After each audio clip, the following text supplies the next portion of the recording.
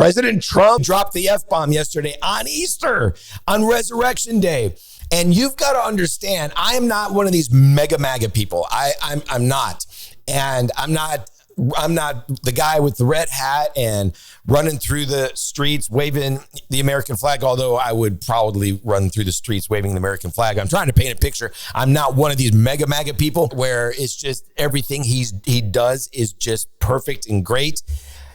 In fact, I didn't even vote for him the first time because of concerns about his character. So his character issues are real. They really, really are. But we have to understand also that it's really doubtful that he's a follower of Jesus. He is promoting Jesus. I believe God is working on his heart. I believe there's some remarkable things going on. I also think that the warfare against him is probably the most extreme of any president in history. I believe that.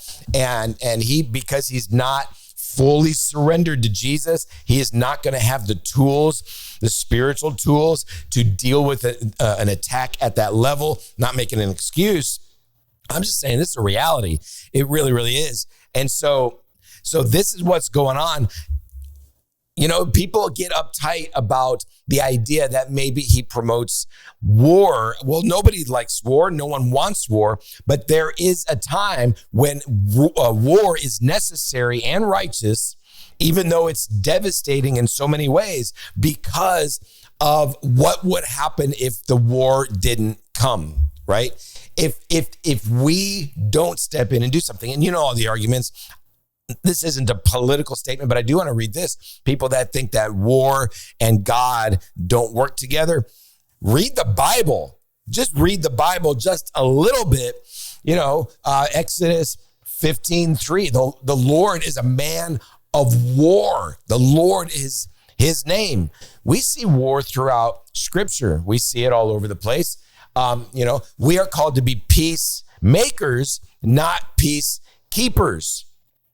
Right? We are to ensure that peace comes or that peace remains.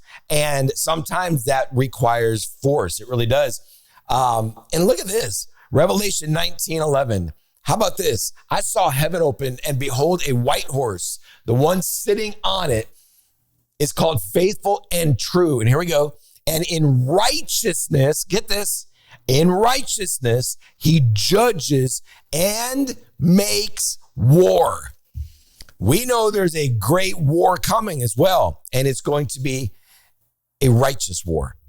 And so we need to understand that even though, yes, our president is flawed, but we also need to understand that God is moving on the earth, and sometimes physical, natural war is necessary.